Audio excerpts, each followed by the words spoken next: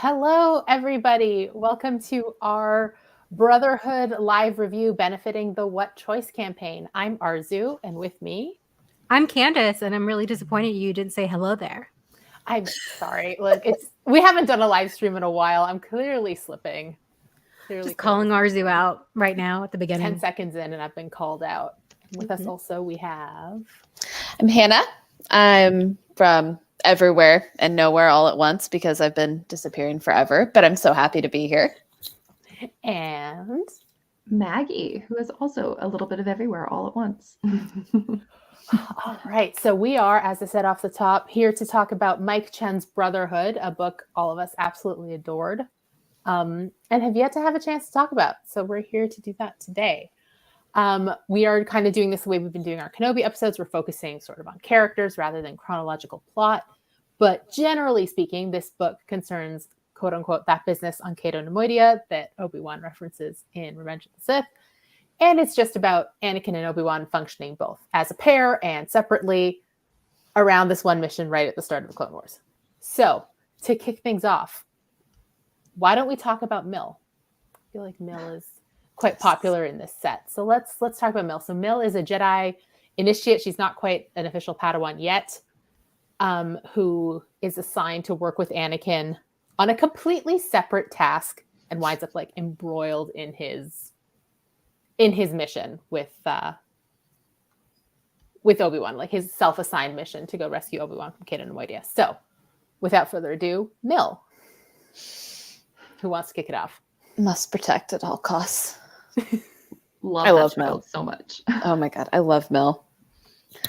I wasn't sure what to think when I first started reading about Mill, just because I honestly went into this book probably the least prepared out of all the other Star Wars books I've read in the past year or so. Like, I'm like, I know nothing about the characters except for Anakin and Obi-Wan, and then there's Cato Nemoidia, ooh, and that's it. Like, so reading about Mill, I was like, okay, first of all, this child is precious. I wish I could have seen her in the Clone Wars.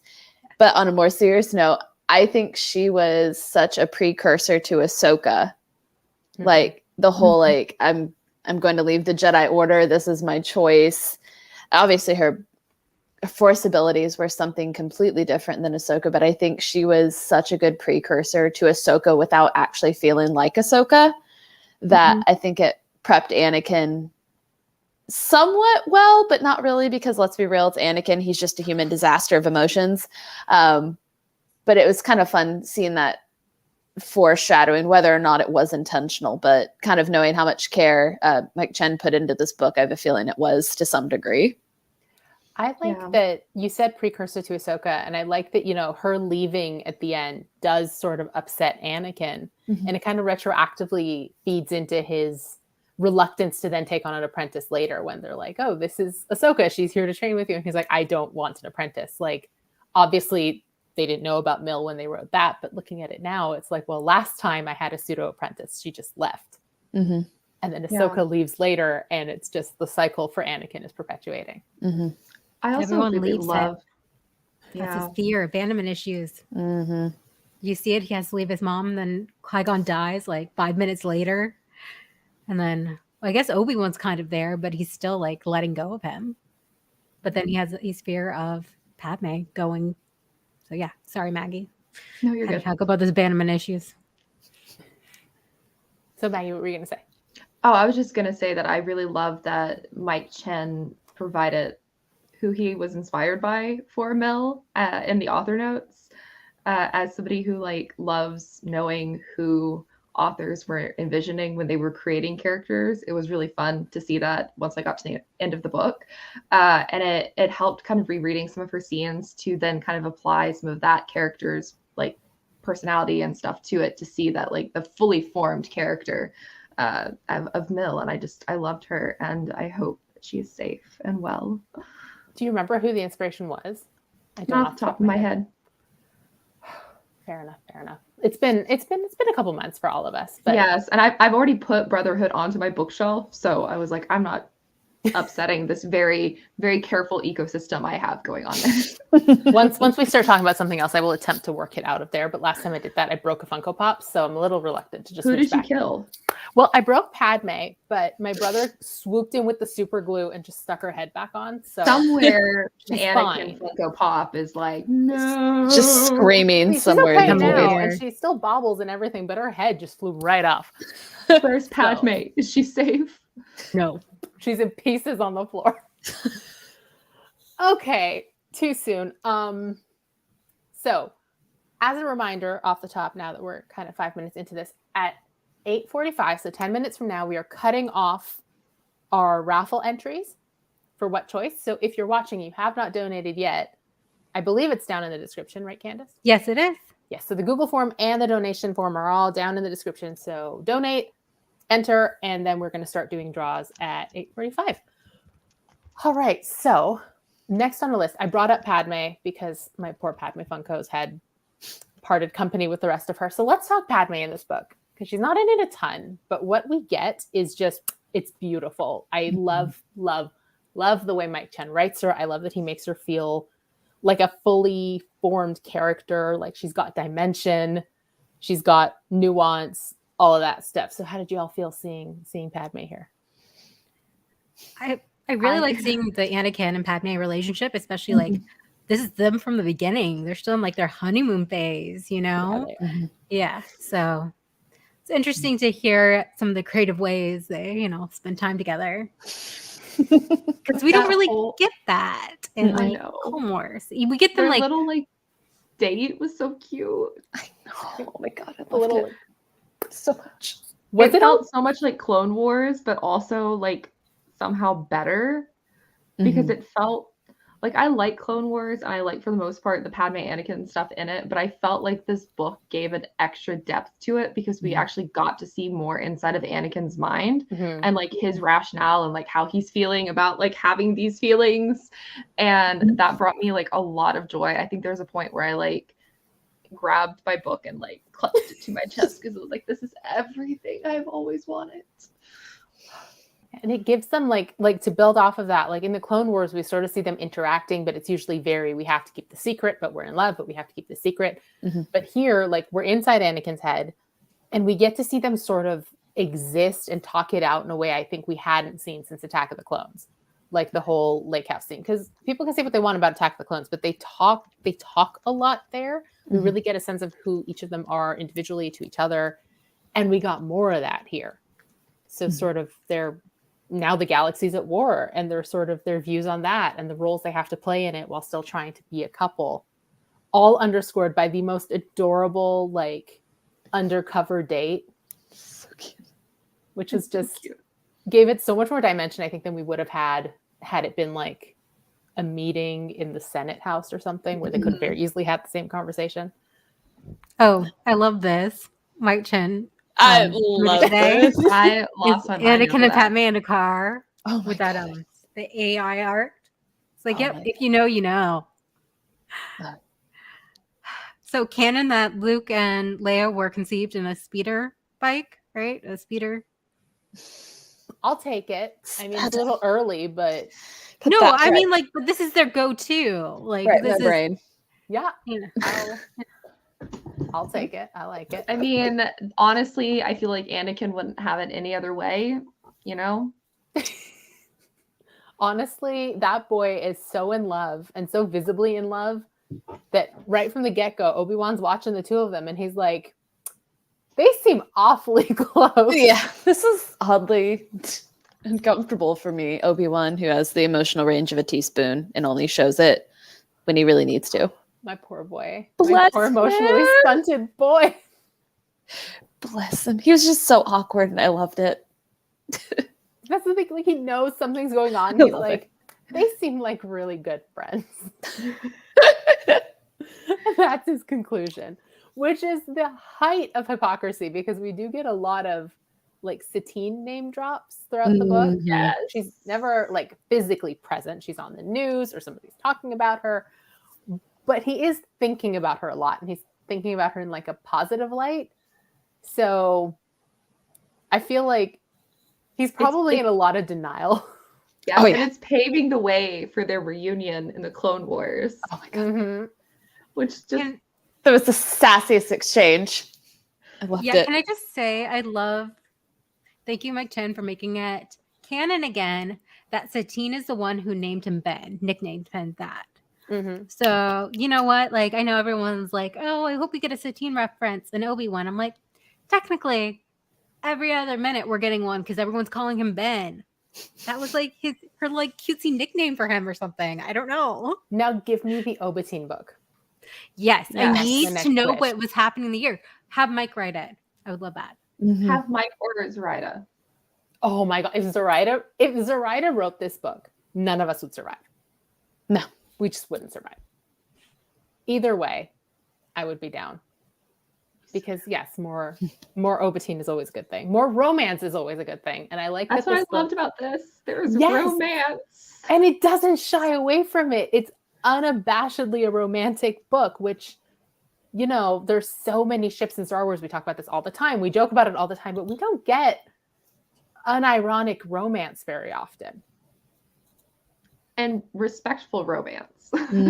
Yeah. Like, Mike clearly likes both Anakin and Padme when he's writing those scenes. Like he gets, yes, he likes them both, and he gets why they like each other. There's never a sense that like one of them is like, this is a bad idea. Like they're both like, I am in it. They're so into this. And that's what, like, their date just really solidified just like how, if Palpatine had not been around, like how well they could have worked as a couple had Palpatine not been there playing mind games. Like the fact that the Clone Wars was over, he could have like left the Jedi Order and just like been a stay-at-home dad with the twins, you know? Everything I want for the sweet boy. The fact that it's Padme's idea for them to grab a blanket and go sneak off somewhere, like, yeah, give my girl some agency, please. And yes. he did. Like, she has agency in her own love story. Our girl was making plans. Yeah, she took one look at her husband and went, I have plans. I have ideas. The only girl boss I love who's like, let's go on a date. This is happening. We're going. Anakin wouldn't. Anakin's a sweet dorky boy. He needs help putting this together. Yeah. Padme's like, here are my plans. Let's go. It kind of made me wish, because we only ever see Padme through Anakin's eyes, and it really does speak volumes that so much of her character jumped out when we're not in her head. But I wish we had gone into her head a bit. And this is like a good problem to have, because I like the way Mike wrote Padme, so I kind of wish we had seen his take on Padme. Yeah. Somebody else's eyes. For me, the whole thing felt super fluid, because for me, like, it's taken a really long time to get to the point where, like, the whole Anakin Padme thing has, like, I've actually started to enjoy it. Because initially, like, when I was younger, I was like, I don't really know about this. Like, they just didn't seem like they matched, and whether it was because of just my own perspective or whatever. But, like, the way Mike wrote both of them, it like you said, it really jumped out to me. It was like, oh, this makes so much sense why they like each other so much. Because, like, obviously you get it, like, through the Clone Wars, like we talked about, but again, in more of a formal setting. But this, it was like, it felt fluid from, like, I feel like I could watch Attack of the Clones and immediately read this book, and I wouldn't, nothing would change in the way that I looked at anything. Like, it felt like just an extension of that and into the next phase, which was the Clone Wars in a sense. Yeah, So. I agree. It's very fluid. It has a very organic transition one to the other. And it just works really, really well. But it did make those characters, I did really enjoy their dynamic a lot more than I think maybe I subconsciously had in the past. I was like, oh my God, this actually is super cute. So do you think this is going to change the way you view them in other media now? If you go back and watch it or read it? Yeah. I'm going to cry during Revenge of the Sith now. Yeah, I'm going to just sob uncontrollably. Just be super upset all the way around now. I keep thinking, like, yeah, this is like their honeymoon period and they keep getting separated. So you understand, like, really, like, what these 3 years were like for them. There's stolen moments, really. There's a constant, like, we assume this. We hadn't really seen it up to now, but there's like this constant underlying desperation for the two of them to be together, like no matter like for how long, for whatever, because they know, especially in wartime, there is absolutely no guarantee for how long they're going to be separated. And the desperation jumps out here. Like they go like on an undercover date. Nobody can recognize them, so nobody can bring business to them, so nobody knows where they've gone. Like, and you kind of get the sense that this is what their life looks like for the next 3 years until things like until the Outer Rim sieges, until Anakin's gone, until things really escalate, right? Mm-hmm. Yeah, I love how it's just like a throwaway line in Revenge of the Sith as a joke. And here's a whole book about it. That's what I love about Star Wars. What was the especially joke? Books. He's This like that entire business. thing. The whole thing, that business on Kato. Oh, kid, no idea. Yeah. That doesn't I count. was reading way too much into this. I'm like, was there? I thought it was the line Revenge about of their the marriage. I thought it was the Revenge no. of the Sith book, so I was on a completely different like right field of it. Oh no, I was talking about line in the book, and I'm like, Followers of the what? Force podcast. Okay. Talking about how he like crafted it, like just that one line about like that doesn't count, that business doesn't count. I love that conversation in Revenge of the Sith between the two of them because you really get more of their dynamic than you did like because Attack of the Clones, really, we don't get much of Anakin and Obi-Wan. They were very separated, and you see everything, you hear and see everything from their individual points of view rather than when they're together. Like Anakin's whole thing about like Obi-Wan's like holding me back and stuff like that. Like that's how he sees it. But in reality, like you see Obi-Wan who's like super proud of him. You're like, I trust him on this mission with Padme. Yeah. So this seems like a very good segue to talking about Anakin and Obi-Wan's relationship. But before we do that, Candace, are we all set to do the first prize? Yes. Okay. Okay. So we are doing the big draw for the 2 signed copies of Brotherhood at the end of the stream. So that's going to be our like grand prize, grand finale. But for now, we've got some other prizes to give away. So we're going to start with that. So Candace, unless you have a preference, we can start with the High Republic stuff. Yeah, let's go back from the Timeline wise, just go to the back. Yeah, okay. All right. Well, So can you guys see the screen? No. No. The very first thing we are giving away is a Target edition of The Rising Storm. Disclaimer, there is no poster because the poster is over my desk. there's no happiness in this book. There's no poster and there's no happiness. There's no poster. There's happiness. Okay, We've a got little bit. Elzar Man caught with his pants down. That's pretty happy. That always is really Yeah. funny to watch. Oh my Oh my god. Like the Ray mirrors What just over here. happened? What's going on? Okay. Okay, so we are going to spin it. All right, let's How do do I it. spin it? 1 second. I don't even see it. All I see is us. You have to open the window. Damn it. There's Oh like my it's got to be God. another tab, right? Yeah, 1 second. Share. So anyway, Elzar Screen. Man caught with his pants down. Yes. Different book, but Still And my- hilarious. I think Samira is my glove shadow because I care about her a lot. Okay, you guys also see a yes, now we see it. Firestone ad. We I don't got know. this. Do I need new tires? I don't know what the internet's trying to tell me. I don't know. All right, Do you? let's spin the thing. Okay, we're gonna spin it. It's making a little sound. Oh wait, so EB has won the special edition. Yay. High Republic. Yay! All right, so if by some chance you are rewatching this after the fact, don't worry, we're going to get in touch with you privately afterwards. So yay, EB. Boop, boop. Wait, should we do Alright. another one? Yeah, why don't we do the other High Republic one? So the other High Republic one is my other baby boy, Martian Rowe. So these are the Eye of the Storm comics, 1 and 2 with the original covers. Okay, so this is for Martian Rowe. Or Martian Ho. No, that's me. I'm not the prize, just the comic. You're not the prize. Okay. Alexander D won that. Awesome. Very nice. Very Enjoy. nice. Okay. Okay.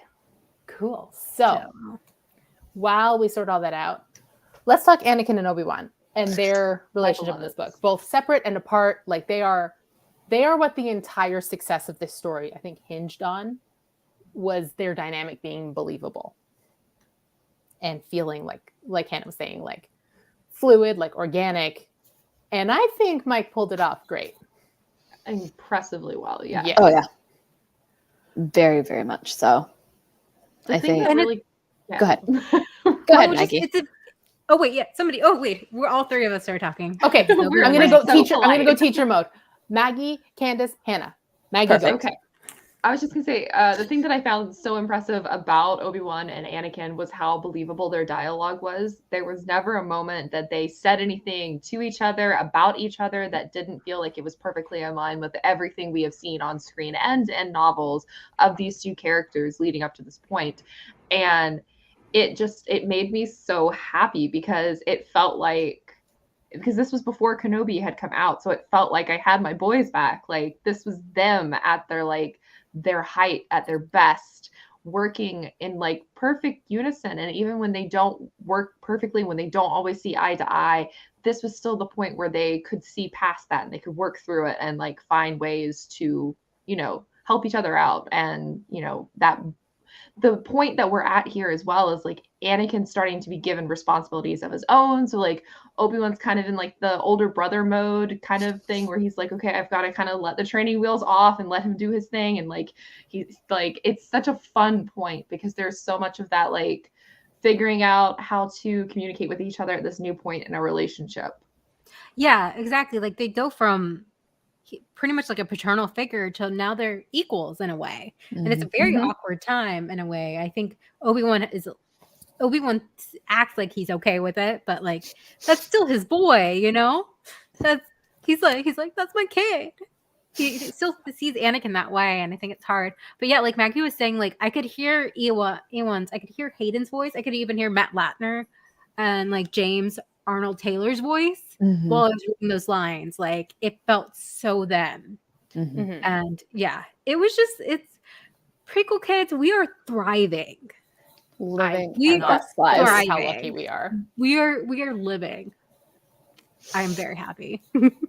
Anna, what were you gonna say? No, I was honestly just gonna reiterate a lot of what Maggie and Candace have said, just how much, like, as I started reading it, the more I was like, I could get into that rhythm of like hearing Ewan, Hayden, and everybody else, and just kind of, and honestly just kind of losing myself in the book because I didn't have to I expended brain effort to read this book, don't get me wrong, but like I didn't have to think too hard about like, oh, this is like a chunky bit of dialogue or something else like that. Like it was, again, I've been saying this word a lot with this book, but everything felt very fluid and very natural in terms of where it sits now in quote unquote Star Wars canon.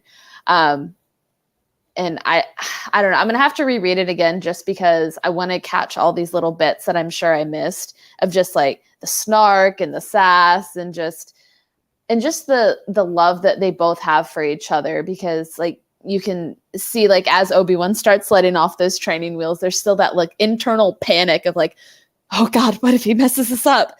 And then you've got Anakin's almost insecurity of like, kind of, how do I do this without my master? But it's interesting to me that they're both kind of they both are kind of breaking off their own training wheels and trying to figure out how to do it on their own now.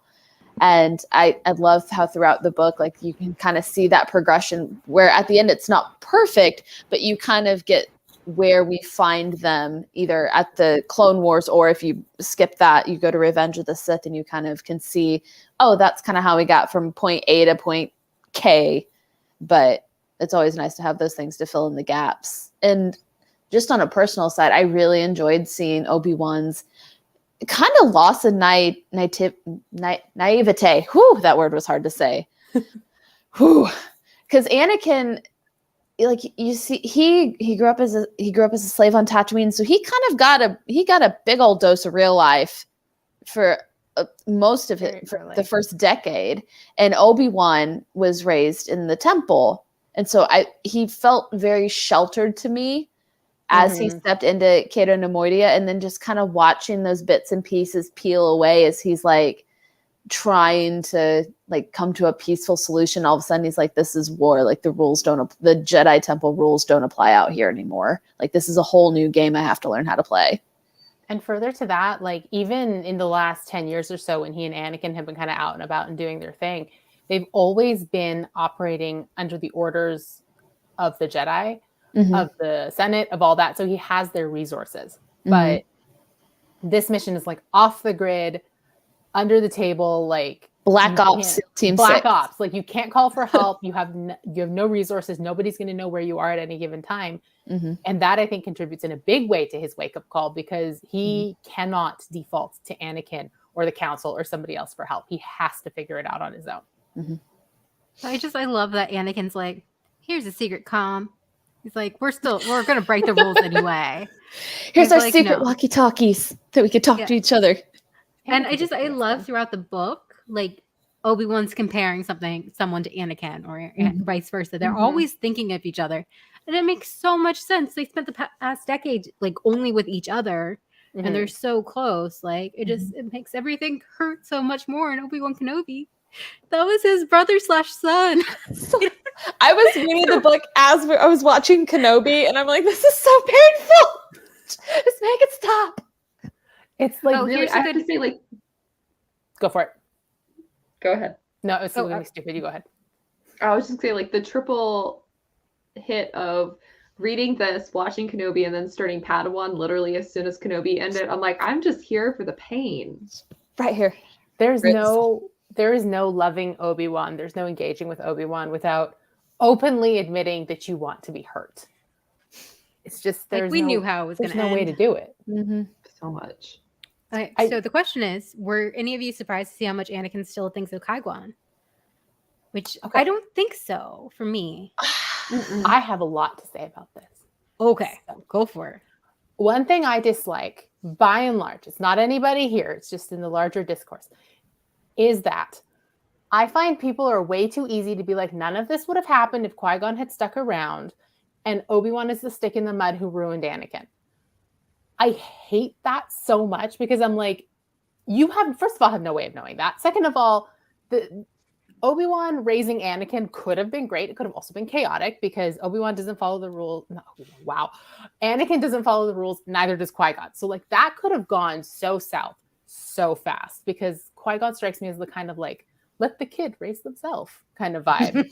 And like what would have happened? Child. He has a very Montessori approach to child rearing. So like what would have happened? He lets a teen and Obi-Wan happen, right? Yeah. So like you can't definitively say that none of this would have happened if Qui-Gon had stuck around. And I like that Mike Chen. Listen, Tuesday. I'm reading it Tuesday. I have so much to say. But like, I think people think that. People think that. Dave Filoni said duel of fates. They're fighting over Anakin's fate, but Qui-Gon's not fighting because like I can raise this kid better. He's fighting for Anakin to survive. And what I was going to say is like I like that Mike Chen doesn't make a declarative statement like that. Like Anakin's thinking about what could have been. Obi-Wan is thinking about like, my God, I wish I'd had him around to ask like this kind of stuff. So they both feel his absence in a realistic way. Like, of course, Anakin deifies Qui-Gon. He's the one who pulled him out of slavery. And like, of course, Obi-Wan misses Qui-Gon constantly. That's his, we're gonna left his what behind? Oh yeah, his mom. Left his mom behind. But like, and then Obi-Wan kind of has his own, basically like a kid who lost his dad too young kind of approach to Qui-Gon. But at no point do you get the sense that the author is deifying Qui-Gon, which is where I tend to have an issue. This is no shade to Qui-Gon. I like Qui-Gon, but like, I was like, I will be having some fire. No, I like Qui-Gon. Like, especially now reading the Jedi Apprentice books, like, sir, I love you, but like, I don't know, like Mike Chen approached him realistically for both of the characters, which I liked, is what I was going to say. Okay, somebody else can talk about Qui-Gon now. Nobody got anything to say. I mean, it's just not shocking at all. Like you said, like Anakin thinks of this guy, even though he spent like just a few days with him.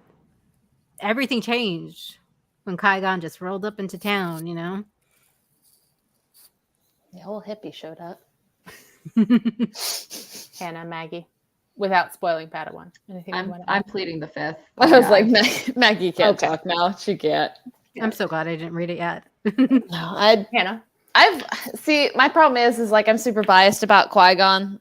I just really like that character. I love Liam Neeson when he plays him. I cried so hard in Kenobi when I saw him for 5 seconds. I don't know how I survived that morning. Like when it happened, I knew it was happening because like obviously it was gonna happen. And then it happened, and I was just like, I'm 6 again. Just crying into my coffee, just like, oh my God. And then I cried the second time I watched it. My mom's like, do I need to call someone? Like, are you okay? I'm not a crier. That's the only bit. I like don't sob. cry when I'm emotional. I just feel it. I cry when I'm angry. But that was the only moment in watching him when that got me was Qui-Gon. I'm like, that's it. Because it's the end of the adventure. But now looking at that line in retrospect, I was always here, meaning anytime they're thinking about him in Brotherhood, he's here too. I know. The whole time. A Force Ghost doesn't show up when you want it to. It shows up when you need it to. Mm-hmm. That is Very true. No, I absolutely love how happy Obi-Wan looks when he sees him again. My heart. And I feel like it was the two of them were just happy to be on like the same screen together again because of like Liam Neeson's line about like I'd do anything for you and They're just so they had wholesome. such a good dynamic. And it was I know we've veered fully into talking about Kenobi now, but Shocker. this boy right here. baby boy. The thing is, like watching that, it's like no time passed. Like, I mean, it passed, obviously, they both look older, but emotionally, no time has passed. I felt 6 again. Like the way that I felt like all these years just stripped away. I love Star Wars.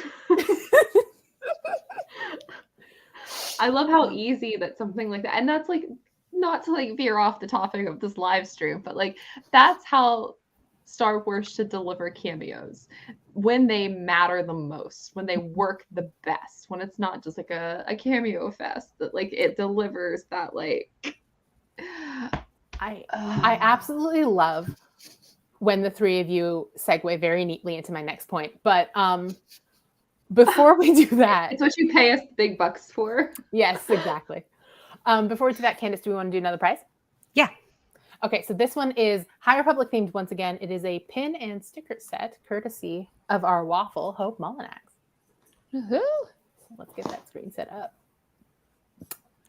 There we go. Okay. There we go. Okay. Now I'm getting ads for TaskRabbit. Alan gets it. Hey, awesome. Okay. All right, cool. Do you want to do the other one as well, since we got this Yeah. open? Okay, What's so this is I can't remember what the con is, but a convention exclusive Leia. Oh, this is Funko Pop. this was Celebration 2022. There we go. Thank you. Okay, 1 second. Let me mark. Okay, I'll mark it. Alan got the High Republic. okay. The Geode stuff, right? Yeah, the Geode stuff, and there's like a couple buttons. Did y'all see the lounge fly? Yes, with the Oh my god. Okay, and Connor gets the Funko. the Yay! Funko. Yay. Awesome. Alrighty. Okay, so we will do the two Brotherhoods at the end. But okay, segueing into my next point. We're back on Brotherhood, so we're putting a pin in Kenobi. But a lot of this book, I find, ties into like the rest of Star Wars, be it like Satine, be it like Dex appears in the book for a bit, stuff like that. And it doesn't feel like a wink, wink, nudge, nudge, do you get it kind of thing. It all sort of bleeds into the story very naturally. So I was wondering if any of these moments had jumped out at any of you, something like a connection to another story that you particularly appreciated. I love Dex and Obi-Wan together. I love that Dex is like teasing him, giving him a hard time. Like it's just, what friends do. And I really want to know, like, I want like the full Dexter story. Want to know what he was doing before the diner, how he opened the diner. I want the full biography, please. What I want to know is, how does Dex know about Satine? I feel like Qui-Gon told him. Qui-Gon, yeah, Qui-Gon exactly. told him. He told him. They were getting Java juice, and like he's like, "Oh, I haven't seen you guys for a year." And then Qui-Gon's like, "I got a story to tell you about this kid and a duchess." And then Obi-Wan just turns red and turtles himself in his robes. He's like, just like, Excuses stop. himself to the bathroom and hides in there for an hour. It's like, Dad, you're embarrassing me. Be like, guess who's a man now? You know full well Qui-Gon would have walked in, arms around Obi-Wan's shoulder, going, Dex. Oh my god. Qui-Gon's the dad that just like gives you the condoms and says, "Be safe, have a good time." 100%. Oh, yeah. That's Yeah. what happened. Hands down. Qui-Gon's like, for no particular reason, Obi-Wan, I'm just going to tell you that there's a pack of condoms in my bag. Anyway, I'm going to the store. I'll be back in an hour. You two have fun. And then disappeared. He's like, And if "You guys that's are exactly adults." what happened, I'll be shocked. Oh my god. Petition for Mike to write this story. Including that scene, especially, please. Including Yes. this bit, If we please. don't get the bit after at Dex's with Qui-Gon buying Obi-Wan a drink to celebrate his, milestone, then I don't want it. There's so many books. There's so many books. So much catching up to do. I still can't believe he hasn't been spoiled. This is amazing. This amazes me still. Hasn't been spoiled and not caught up on the High Republic either. I know. So Oh, we gotta talk Yes. about this dynamic.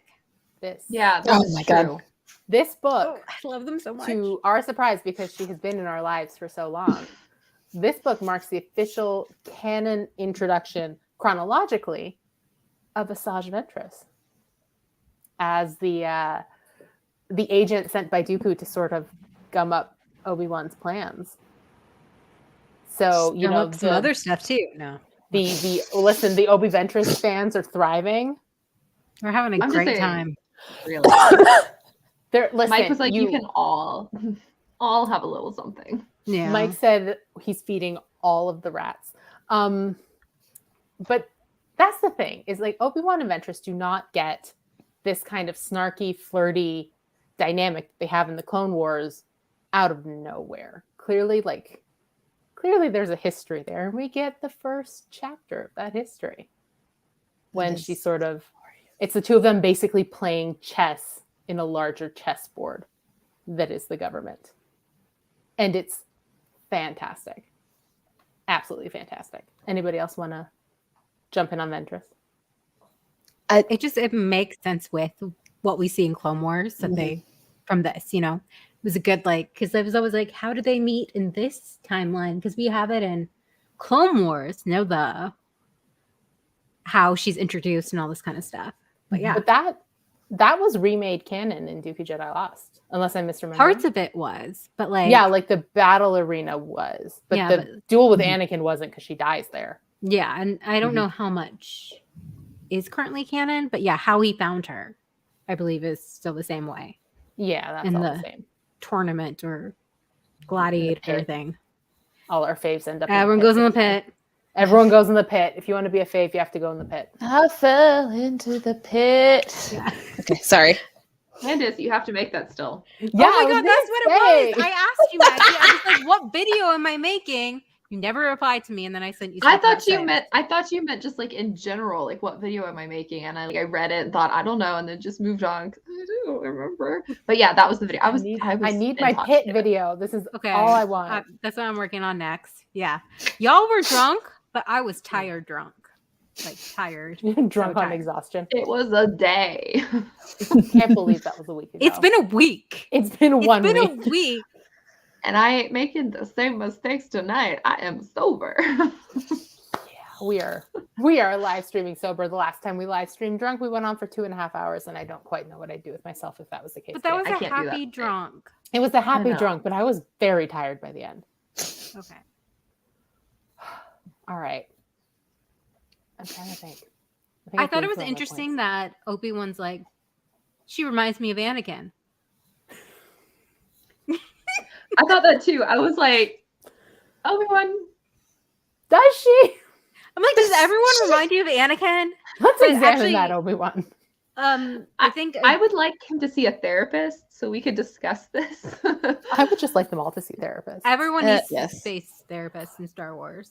There's a shortage of space therapists. But I do everywhere. think it's interesting that like throughout, he is seeing Anakin everywhere. Mm-hmm. You know what I mean? Like he's like, finally, I can do things my own way. Now, how would Anakin do this? It's What would like Anakin when do? I wonder it's what like Anakin a parent would say. dropping their kids off at college Mhm. and just Yeah. constantly want to call them, make sure they're eating, make sure they're getting sleep, having a good time. But he's an empty nester, really. Mhm. Like, oh, Obi-Wan. Speaking as a child of empty nesters, oh my god. Oh. I love parents, but yeah, the phone calls 2-3 times a week. I'm like, you do realize I work, right? And, Yeah, it's no, never When I anything was bad. in They're college, just like, it was I just want to talk. 2 to 3 times a day. Oh no, My- we don't do that. My dad FaceTimes I love me, that. even though he sees me every few weeks. I'm like, you need to see my face too. But yeah, coming from like a culture of parents who are very involved in their child, Mhm. like I feel this. I feel like, Obi-Wan is like, I don't I miss even my think it's. kid. I don't even think with him it's a question of I can't let go. It's like you spend so long telling Anakin he's doing things wrong that when Anakin's not there, you're like, wait, the wrong worked though. Yeah, Like maybe I need to that start was doing things that way. That was the part that made me laugh because you see Obi-Wan going, well, my way didn't work. Let's do Anakin's way because somehow the stupidity and just sheer ballsiness of everything just somehow works.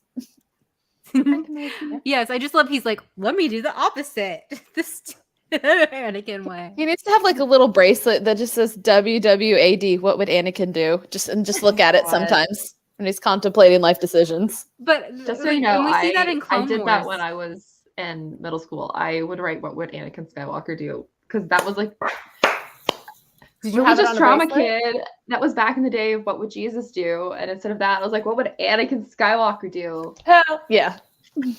Well, he is space Jesus, so No, his dad is Space Jesus. Qui-Gon's Space Jesus. They're all Space Jesus. They all look like They're Space actually Jesus. the Father, Son, and the Holy Spirit. I might be onto something there. Okay, Maggie, you make a write an article about that. I was like, make a compelling argument for this. Can you see it in her eyes? She's already like putting the draft together. I'm like, Qui-Gon Jinn is the Holy Spirit. I mean, he is. You're not wrong. Oh, I can see where this is going. I love it. Okay. Okay.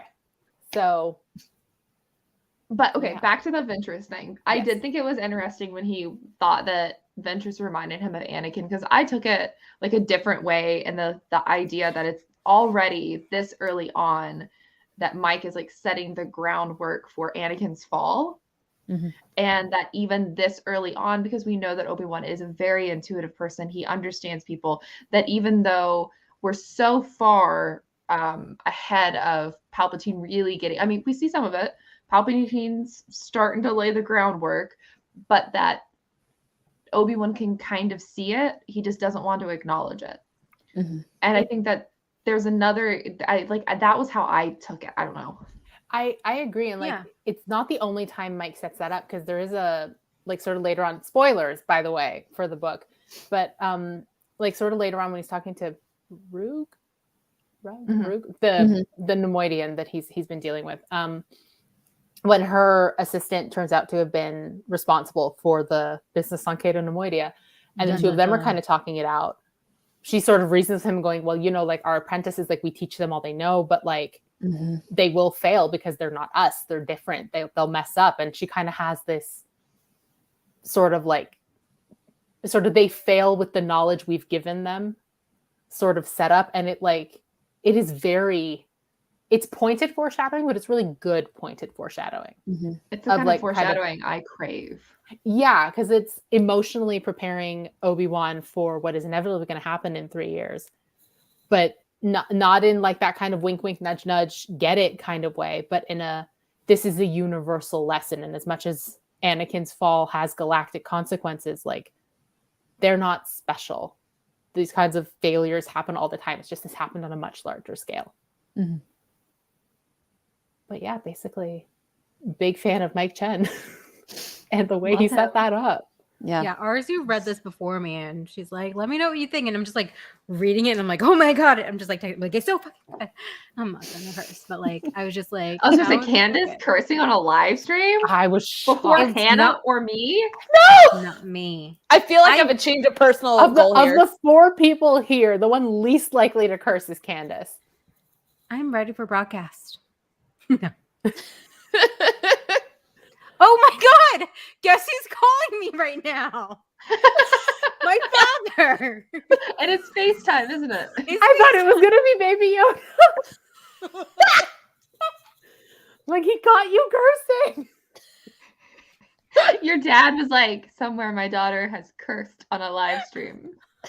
Oh, my Oh Oh, dear. Just like the irony of me just calling him out for. I'm gonna see them Sunday. I'm spending July 4th. my god. It's like, I've Dad. got to call you now. All right.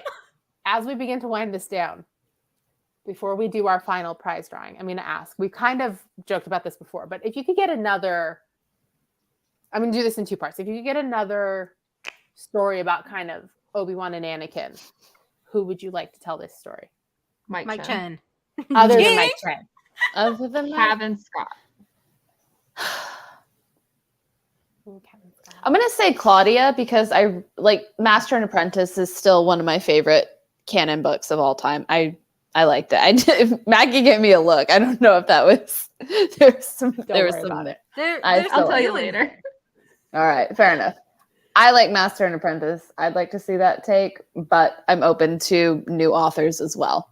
Yeah, let's get some new authors in here. Good, yeah, because having Mike write a book, because Yeah, this is Again, his first Star Wars. yeah, his first Star Wars, and going off into a quick little left field, but like I love the High Republic. I love reading it, but I got so excited seeing all those new authors, just because it's like I want to see what they're going to bring to the table, because most of them I've never read a book by them. So when I see authors, I'm like, oh, I'm not really familiar with their work. Like I wonder what they're going to do, and they just knock it out of the park like Mike did. Like, so I'm open to new, but that was just the first one that came to mind.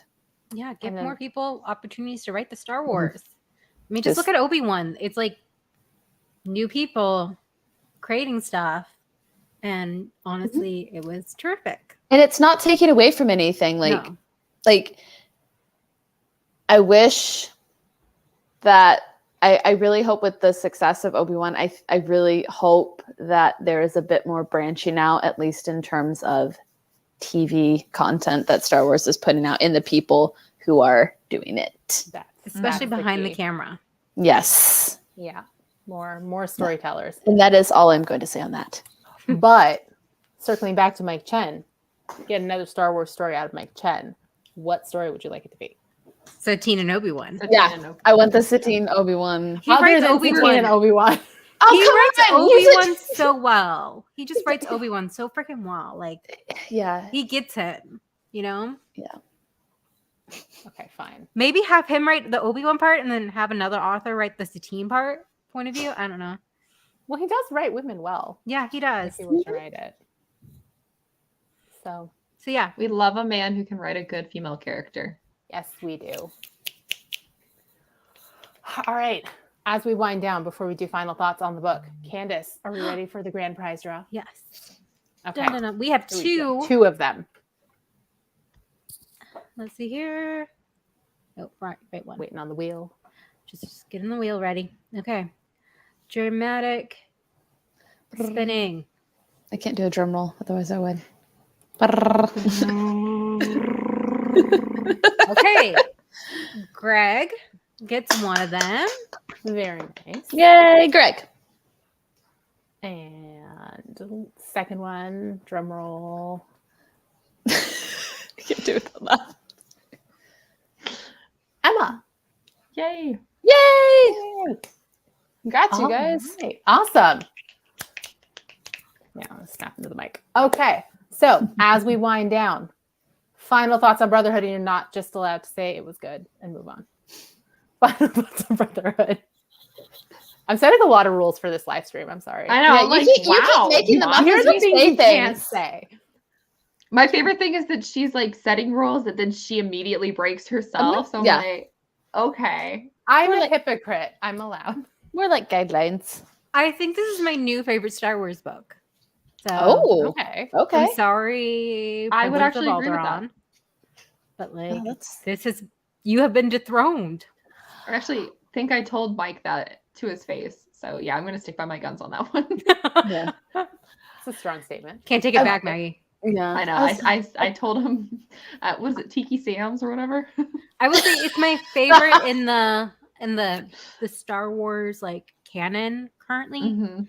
Because I really like Legends growing up too. So I think this has been my favorite book on I think on Obi-Wan and Anakin, because we've had bits and pieces of them throughout other books, but for me this book really made me appreciate their dynamic, not just within the novels, but like through the whole span of everything, like from Phantom Menace to Kenobi to everything. And I don't know, it's one of those pieces of the puzzles that I think fits perfectly into place.